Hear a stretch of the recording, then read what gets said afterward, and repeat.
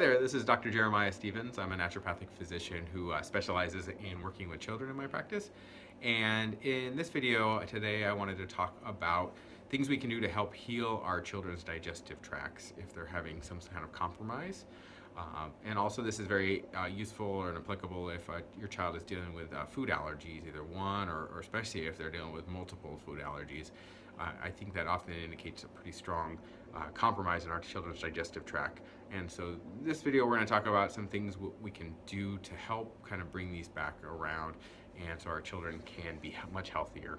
So this slide basically talks about some of the different potential reasons why our children are having much more compromised digestive tracts than ever before.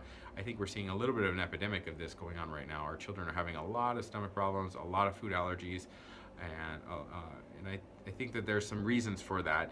There may be other reasons, and if you have any theories or read about anything else you want to share in the comments, that would be great too. But essentially some of the reasons I think that this is in play, probably one of the biggest ones is our frequent use of antibiotics, both in our pregnant women and in our children and in our food supply. So giving antibiotics to pregnant women is often done often close to the due dates, and this has a consequence for our next generation because we really need good bacteria around for that first month of life, especially like during the birth process.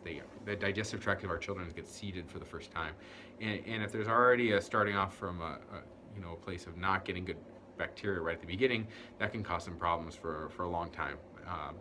And then also, just for quick to jump to antibiotics for our children, every ear infection, oftentimes viral infections, will throw antibiotics at kids, unfortunately. I think we're getting a little better about this, but it's been overdone for sure, and I think we jumped to them too quickly when we could use just sort of natural supportive measures to get children over a lot of these illnesses. And then, like it says, we've been using it more and more in our food supply. Our animals that we consume, chicken, beef, pork, historically we've been using, we didn't use any antibiotics, but just, in the last 50 years we've started using quite a bit of antibiotics, and they found that sometimes it'll help these animals grow faster, which is, a commercial decision, but that's having some consequences because some of these residues are coming down in the food, and it's causing some consequences of us there. Also, our standard American diet has become a much lower fiber diet, especially a lot of times what our kids are eating. They're eating, very refined diets, not a lot of fruits and vegetables, not a lot of whole grains. Sometimes they're just eating a lot of, junk, quick grab, stuff like that, pastas and white breads and things like that. Fiber is really needed for our digestive tract to function optimally, but certain fibers are better than others. And then I think we are getting a lot of chemical exposures that we historically have never had before. There's just a lot more going on. Pesticides in our foods and in our plants, things like that. Just chemicals in the environment around us. We're exposed to a lot more things than we ever have. And many of these things haven't quite been studied thoroughly on what their effects are on our digestive tract. Our digestive tract, it's really important that we have a really good bacterial balance in our digestive tract. We need lots of these beneficial bacteria and living in our guts. And if we don't, we can get into a scenario where we call it dysbiosis, and that can be one of a few things. It can mean, one, not enough good bacteria. There's several species of beneficial bacteria. Probably the two most we hear about are Lactobacillus acidophilus, which is often in yogurts, and then there's Bifidobacter bacterium, and that's another beneficial bacteria. There's some other ones. There's some beneficial E. coli strains, certain other strains out there that are really good to have in our digestive tract that are important actually for a lot of reasons. One is it helps with breaking down our foods in some cases. It helps with extracting certain vitamins and nutrients out of our food that we need, and it can help just keep down inflammation and balance and keep down negative bacteria and yeasts from being able to take root and set up shop in our digestive tract. So I think it's really important that we have a good beneficial bacterial layer, and some of these things, the antibiotics, the chemical exposures, pesticides, can often destroy off our good bacteria in our stomach. And that's one of my concerns too with genetically modified foods. There's basically two types right now predominantly of genetically modified foods. One is these Roundup ready crops that allow them to be the crops to be liberally sprayed with Roundup, and there may be some human concerns with that big higher exposures of Roundup than we've ever had before. And the second issue is the corn. They a lot of times make something called Bt corn, which is a corn that makes a natural pesticide that exudes from every cell in the corn, and that helps keep the insects away, but it could have some interesting consequences for our bacterial balance. There's some evidence that this Bt toxin will kill off a lot of our beneficial bacteria and could be contributing some to our digestive issues too.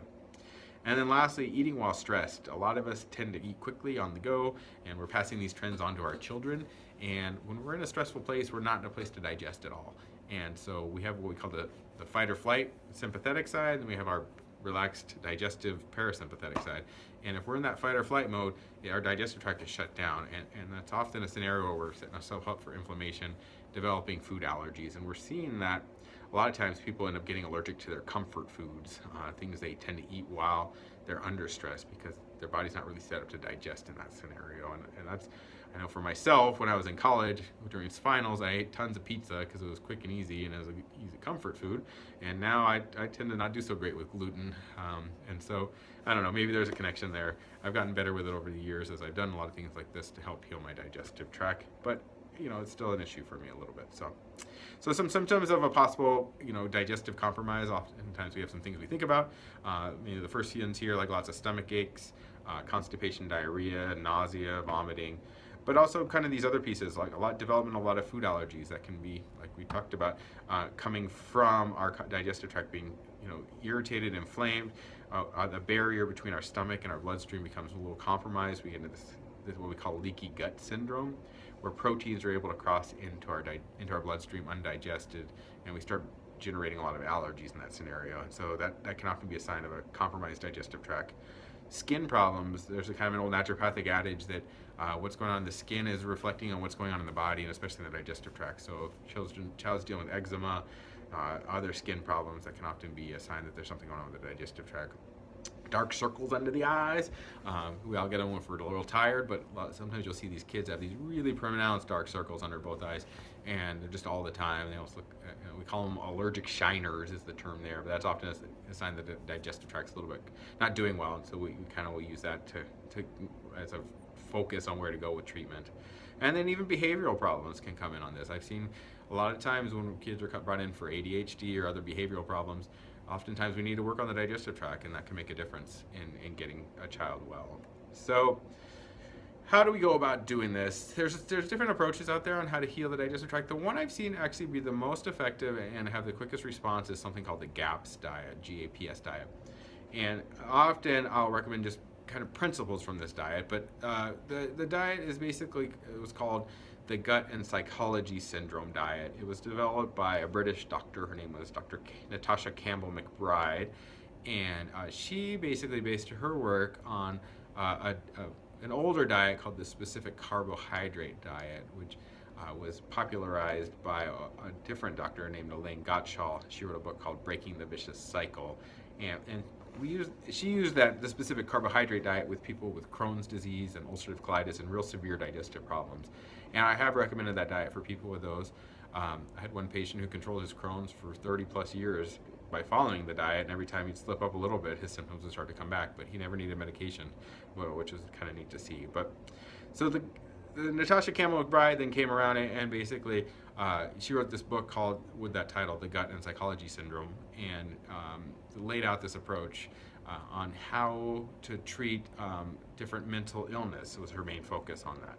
So she was basically started using these specific carbohydrate diets with some modifications on patients with pretty severe mental illness, so schizophrenia, bipolar disorder, but also with children with autism, ADHD, and had really pretty dramatic results, and published her work and wrote this book about it.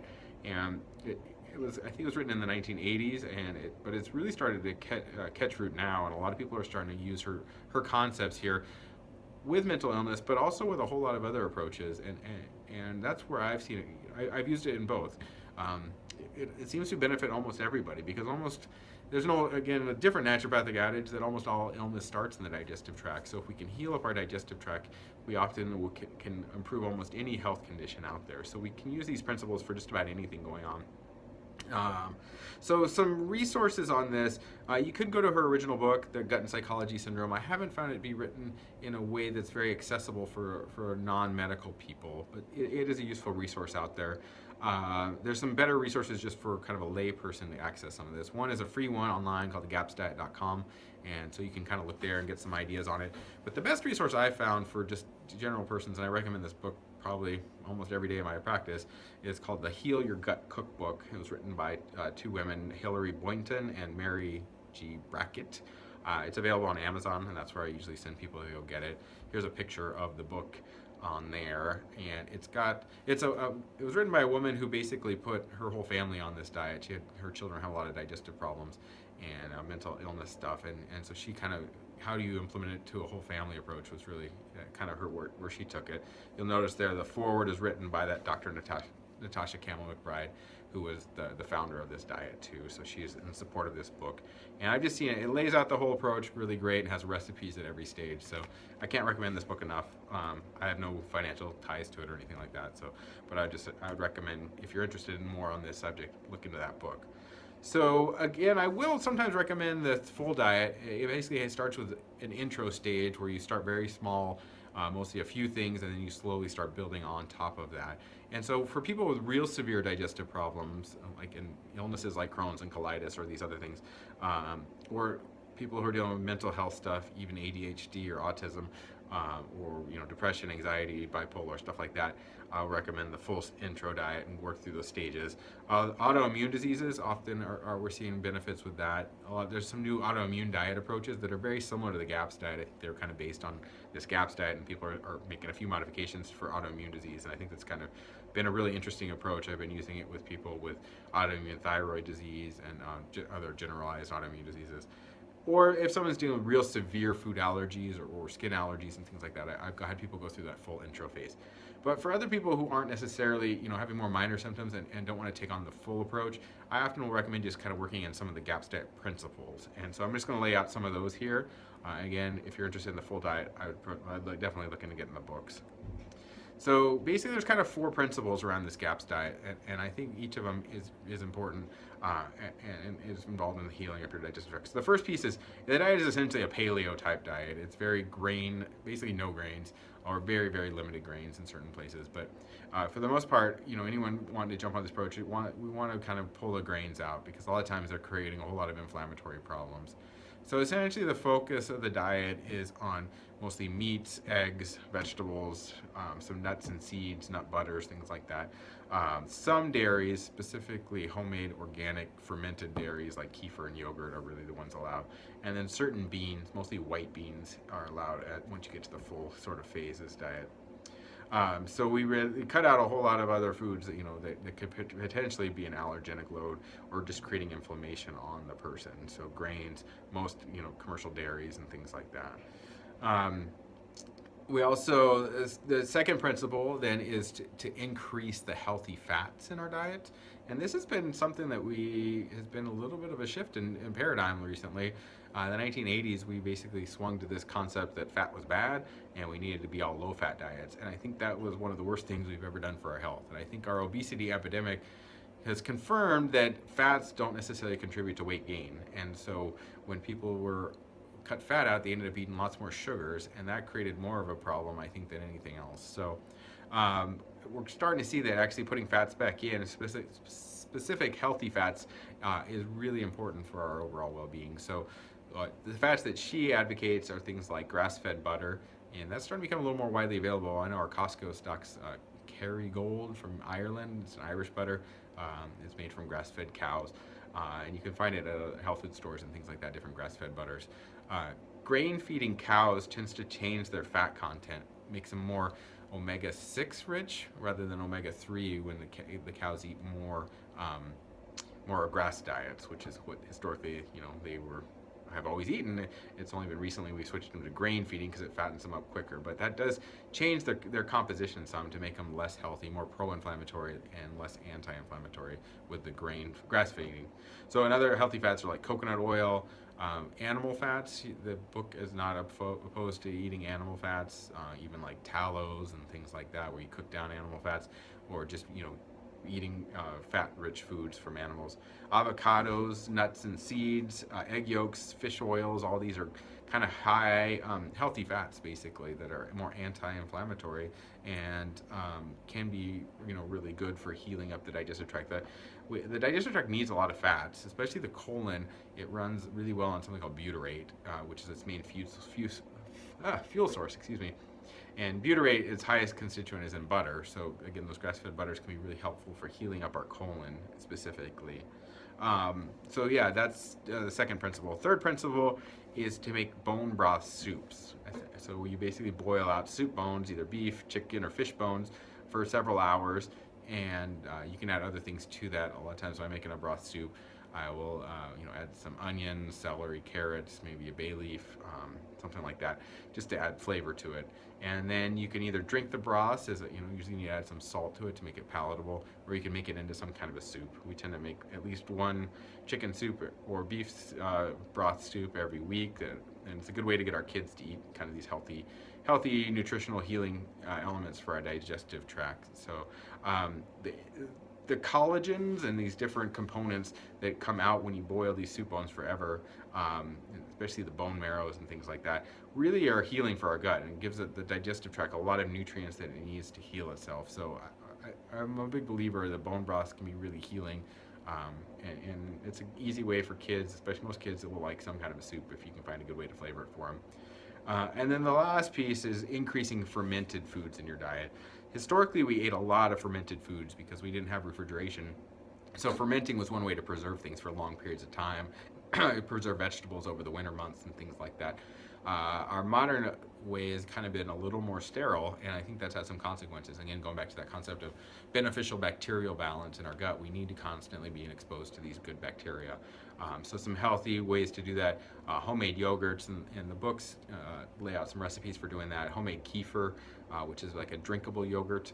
Sauerkraut is really healing. It's got the cabbage really does well, and it's really easy to make yourself. It's basically two ingredients. It's cabbage and salt. You mash it up, chop it, mash it in a jar, pack it in a jar, and make sure it's under the water line with some weight, and you have sauerkraut in a week or two. So, or you can buy certain brands. A Bubby's brand is one that I've liked for a commercial brand. They make pickles that are real pickles, fermented pickles, and they make sauerkraut that's actually real sauerkraut. Anything that's on the shelf that's not refrigerated is not going to have real live cultures in it. You need to buy stuff that's in a glass jar in the refrigerated section at the grocery store. Kimchi is another fermented sauerkraut dish from Korea. It's using Napa cabbage and spices. Some kids like it. It can be a hard sell. I haven't been able to get my kids to try it yet. But let's see. True pickled vegetables, like I talked about, that Bubby's is actually a fermented pickles. There's recipes to make your own pickles. They're not that hard. But yeah, most the commercial brand pickles that are shelf stable, that don't need refrigeration, aren't real pickles. They just use a lot of vinegar and preservatives to keep them from going bad. And then another one is kombucha teas, which is kind of becoming a hot new trend right now. It's kind of everywhere, which is great, and I like it a lot. And it's really easy to do yourself if you can get a hold of a SCOBY, which is the mushroom. It's a blend of yeast and beneficial bacteria in a culture that you brew with tea. It can be a little bit of an acquired taste, so maybe you got to try it a little bit and try different recipes. But our kids like it. 3 of the 4. One says that she doesn't like it, but 3 of the 4 really like it, so we can be able to get that into them too. So some benefits that we'd hope to see if you're kind of following some of these principles: improved digestion, less food allergies. I've seen people get over food allergies by using some of these principles and be able to eat foods again, at least on a limited rotational basis. Less inflammation across the board, and that can be manifest in a whole lot of benefits. Improved skin, especially with eczema or other kind of skin problems. Improved mental processing behaviors. Again, remember that GAPS diet is gut and psychology syndrome, and she used it a lot with ADHD with really good results. So I've done the same. And then we can also see some pretty significant improvements I've seen with people following these principles with autoimmune diseases or significant mental health issues there. So last slide here, some supplements that I will advocate people take while they're doing the GAPS kind of principles. And I think they just kind of augment what they're doing there. In the book, she did recommend a daily probiotic every morning, first thing. And so I think that's a great idea, just to get some of those concentrated beneficial bacteria right off the bat. Fish oils, I think, are really healing for our digestive tract. They're anti-inflammatory. Kids need about 1,000 milligrams a day. Adults often up to 2,000 to get kind of the real the mass benefits there. A couple other things I'll use: L-glutamine powder. L-glutamine is an amino acid. Remember I mentioned the butyrate was the main fuel source for the colon cells. Glutamine is the main fuel source for the small intestine cells. So again, butyrate for the large intestine, glutamine for the small intestine. So if we can put this on board, it doesn't taste too bad. So you usually can get it in kids pretty easily. You can buy it in powder, give them a scoop once or twice or 3 times a day, depending on how significant the issue is, and you can mix it with other beverages there. Quercetin is a bioflavonoid that helps prevent histamine release in our body, so it's definitely a good anti-inflammatory. It can help heal our digestive tract. Vitamin C works well with it, and usually they come together in a formulation. And then sometimes if the digestive tract's really inflamed, we can use certain things like licorice, slippery elm, marshmallow, some sea cucumber extracts and turmeric and things like that we can also use to kind of heal up a really inflamed digestive tract. So again, sometimes this has to be personalized a little more, so talk with your doctor or your naturopathic physician if you want to kind of put some of these things in place too. But I definitely think these GAPS principles are something that can be beneficial for almost everybody who gives them a shot, and almost everyone who's really put them into work have seen benefits out there. So let me know what your experience is, and let me know if there's any topics you'd like to see me discuss on this. So all right, have a great day. Take care.